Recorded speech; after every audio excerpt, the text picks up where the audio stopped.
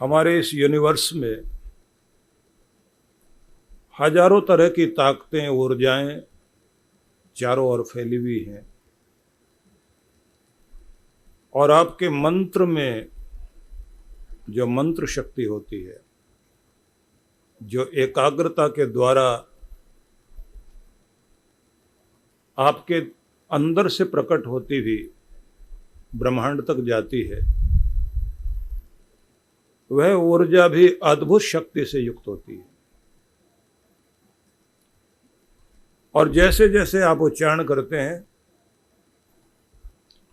उस उच्चारण का प्रभाव होता है कि चारों ओर ऊर्जा का एक वर्तुल, एक घेरा आपके चारों तरफ बनता है और वह आपका कवच बनने लगता है। यह कवच आपके प्रभामंडल को प्रबल बनाता है। इससे आपका जो ऑरा है वो और अधिक बलिष्ठ होता है। और जब किसी का भी ऑरा कमजोर होता है तो किसी की टोक लगना, जिसको आप नजर कहते हैं, या किसी का प्रभाव या नेगेटिव एनर्जी तभी आपको प्रभावित करती है जब आपका कवच, आपके चारों तरफ का जो ऑरा कमजोर होता है। और कभी कभी इसका प्रभाव इतना अधिक होता है कि जब हम लोग बहुत कमजोर ऑरा वाले बन जाते हैं कि किसी के सामने कुछ बात करने भी जाएं तो जो हम बोलना चाहते हैं वो बोल नहीं पाते, क्योंकि उसके स्ट्रांग ऑरा का प्रभाव आपके ऊपर इतना अधिक हो जाता है। कुछ लोग तो हकलाने लग जाते हैं, कुछ जो याद करके जाते हैं वो भूलने लगते हैं, और कुछ लोग ऐसी स्थिति में आ जाते हैं कि वो कुछ बोलना चाहते थे, उनके मुंह से कुछ और निकलना शुरू हो जाता है। आपने जो सुना है कि बाली के पास ऐसी ताकत थी कि उसके सामने कोई भी जाता था तो उसकी आधी शक्ति बाली को प्राप्त हो जाती थी। तो उस बात को आपने सुना है, लेकिन ऐसे बहुत सारे बली हैं जिनका प्रभाव इतना अधिक होता है कि आपको लगता है कि जैसे उसने आपकी ताकत खींच ली हो।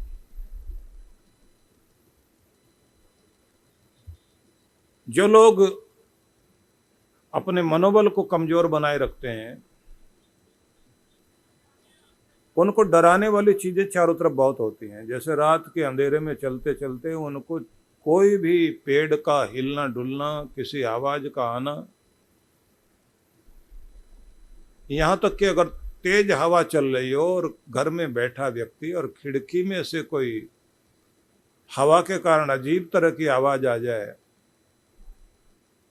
तो उसको भी अपनी कल्पना से वो कोई भयंकर चीज बना लेता है। कुल मिलाकर आपने ये समझा कि आप अपने मंत्र शक्ति से यूनिवर्स की पावर को अपनी ओर खींचते हैं। इससे आपका ऑरा मजबूत होता है और आपका देव शक्ति के साथ संपर्क बनता है आपकी एकाग्रता से। तो ऐसा जानिए कि आपका मंदिर आपकी प्रयोगशाला है,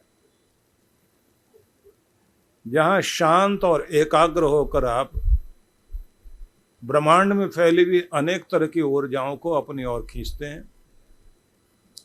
उनमें जो दिव्य एनर्जी, दिव्य ऊर्जा है, जब आप उसको अपनी ओर खींचते हैं तो वो आपके अंदर सद्भावों को, अच्छी भावनाओं को जन्म देती है, जिसके कारण आपका मन दूसरों का भला करने के लिए सोचेगा, बुरा करने के लिए नहीं। यहाँ तक कि किसी की कड़वी बात को भी बर्दाश्त कर जाएंगे, लेकिन प्रतिफल ऐसा नहीं होगा कि आप खुद की जिंदगी और दूसरों की जिंदगी खराब करें। जिन लोगों की ये दिव्यता और जागती है तो उनके अंदर की लीडरशिप क्वालिटी भी जागृत होती है। वो अपनी जिंदगी में नेतृत्व करते हैं, खुद का भी और दूसरों का भी। यह भी 3 तरह का होता है। कुछ लोग राजसिक नेतृत्व वाले होते हैं, कुछ तामसिक नेतृत्व वाले होते हैं और कुछ सात्विक नेतृत्व वाले होते हैं। जो सात्विक नेतृत्व वाले लोग होते हैं वो दुनिया में बेहतरीन चीजें करने के लिए और दूसरों की जिंदगी आसान बनाने के लिए काम करते हैं।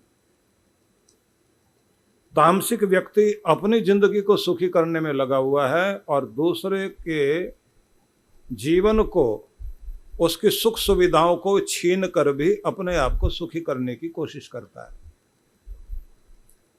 राजसिक व्यक्ति वो है जो अपना भला तो करेगा, लेकिन उसके साथ में अगर उसको नुकसान नहीं होता तो दूसरे का भला जरूर कर देगा।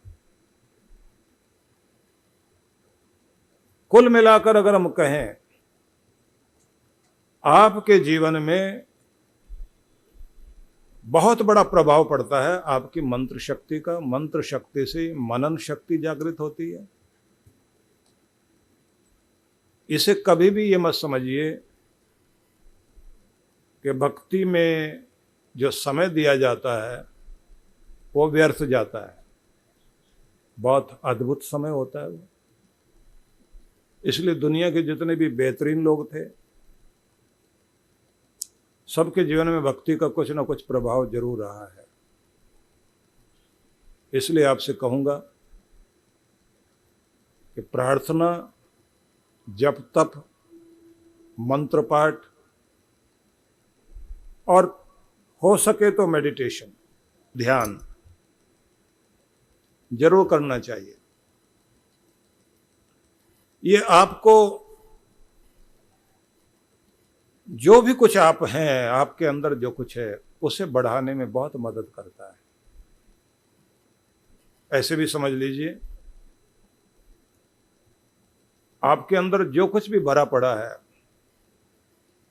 उसे अगर आप प्रकट करना चाहते हैं तो 2 चीजों की बड़ी जरूरत पड़ती है। एक तो आप अपने एकांत में, अपने मंदिर में बैठकर थोड़ी देर अपनी साधना करें। दूसरा, आपको अपने जीवन में एक लाइफ कोच की जरूरत पड़ती है। जीवन के मार्गदर्शक किसी गुरु की जरूरत पड़ती है, जिसके निर्देशन से आपके अंदर की सोई हुई खोई हुई शक्तियां जागृत होती हैं। जब जब भी कभी ऐसी स्थितियां आती हैं किसी भी जीवन में और उसकी श्रद्धा गहरी हो, तो कुछ बड़े चमत्कार देखने को मिलते हैं। जैसे शिवाजी अद्भुत थे, लेकिन जब समर्थ गुरु रामदास मिले तो उनकी शक्ति 10 गुना अधिक बढ़ गई। इसी तरह अगर हम देखें, चंद्रगुप्त में जो भी कोई शक्ति थी, जैसे ही चाणक्य का मिलना हुआ उसकी शक्ति 100 गुना बढ़ गई। एक साधारण छात्र इस देश का सम्राट बना।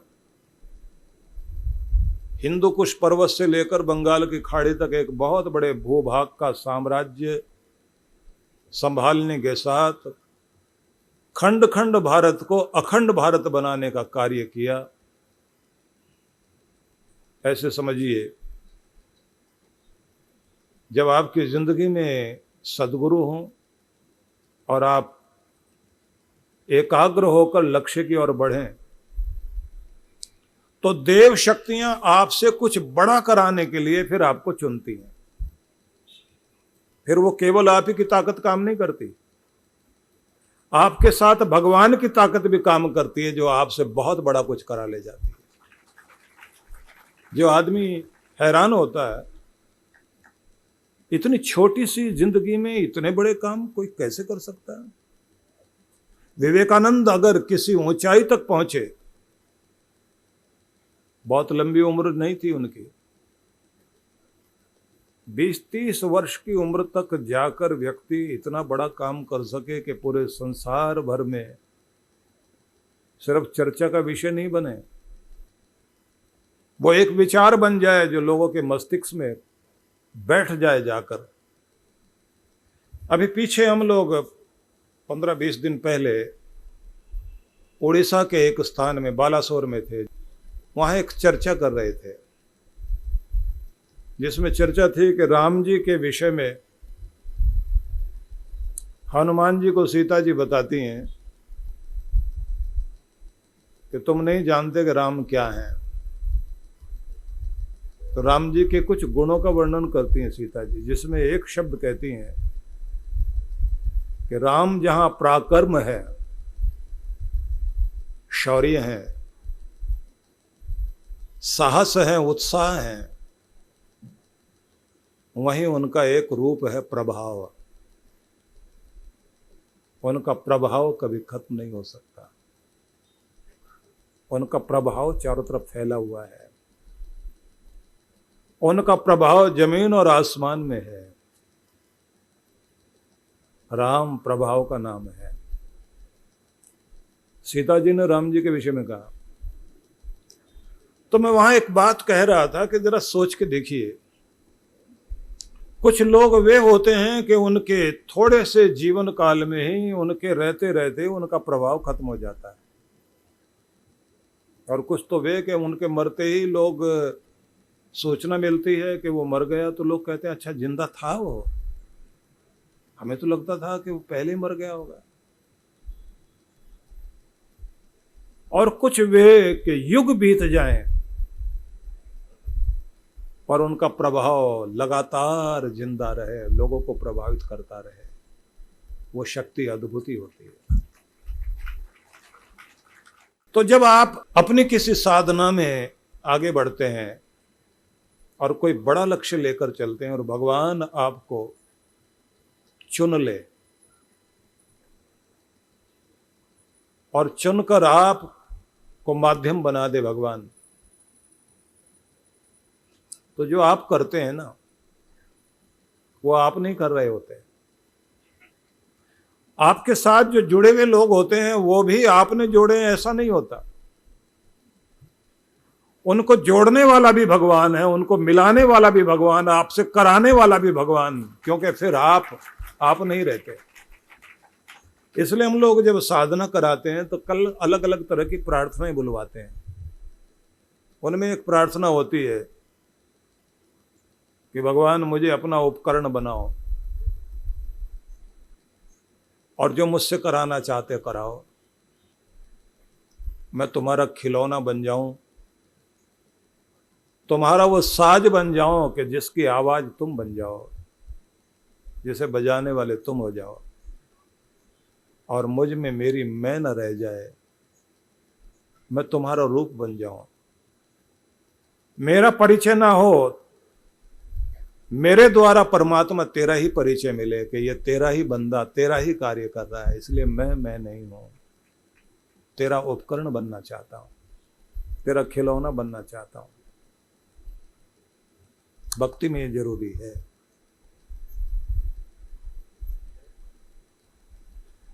इसलिए कभी ये मत सोचना कि आप कुछ भी कर रहे हैं तो अपनी मैं को बहुत महत्व मत देना कि मैं।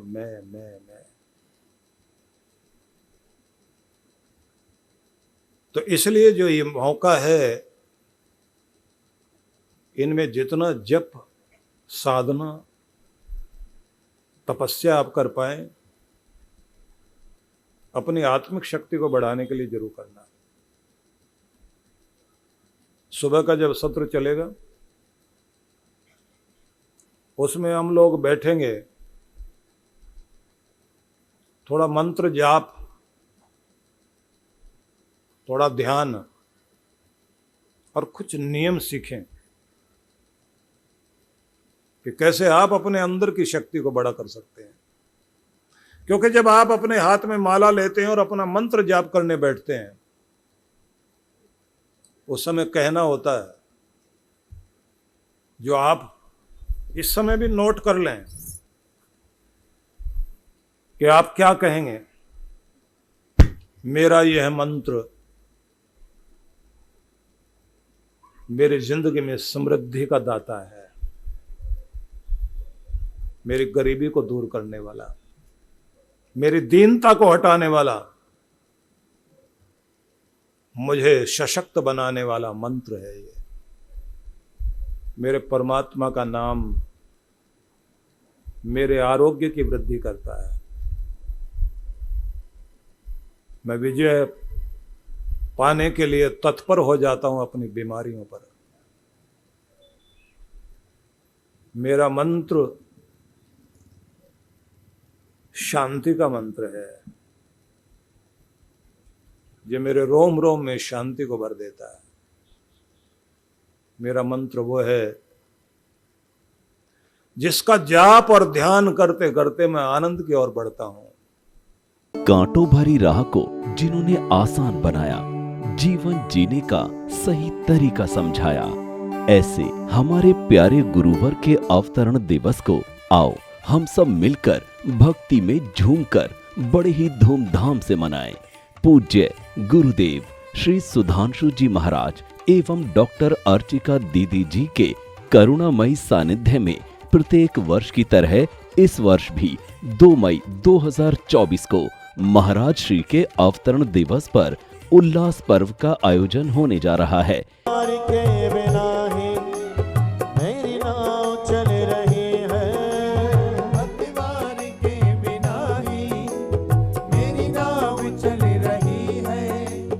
ये कार्यक्रम पूर्णतः पर्यावरण संरक्षण को समर्पित है, जिसके तहत पेड़ लगाओ, पर्यावरण को बचाओ हमारा मुख्य उद्देश्य है। कार्यक्रम की रूपरेखा, दिनांक 2 मई 2024, समय प्रातः 10 बजे, वृक्षारोपण, यज्ञ, गुरु दर्शन, सत्संग एवं गुरु आरती।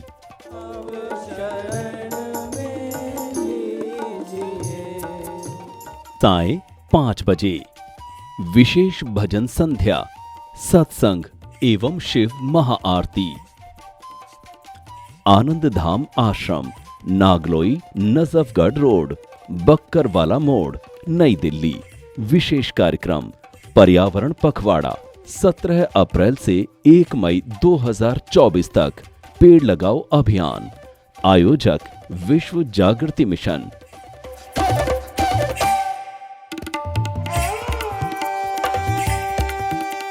हिमालय की गोद में पहाड़ों की वादियों के बीच व्यास नदी के तट पर मनाली ध्यान साधना शिविर। जन्म जन्मांतरों की पीड़ाओं से बाहर निकलने के लिए चांद्रायण अद्भुत तप है। इस बार के ध्यान साधना के लिए कुछ विशेष कार्यक्रम रखे गए हैं। एक तो नित्य साधना कराई जाएगी, दूसरी होगी डिवाइन ब्लिस मेडिटेशन, तीसरी जो है वो दिव्य शक्ति साधना कहेंगे, जिसका मतलब होगा कि आप जो है विश्व शक्ति से कैसे जुड़ सकते हैं, और साथ में वॉकिंग मेडिटेशन भी इसके अंतर्गत होगा। मन को बहुत शांति मिली, एक अद्भुत आनंद प्राप्त हुआ। जिस माइंडसेट और जिस भारी मन से मैं आई हुई थी यहाँ पे, वो काफ़ी कम हुआ है। और every time whenever I come for this शिविर I feel something different, a new energy in me. Thank you to Maharaj Shri and thank you to all of you. तो आज ही पंजीकरण कराएं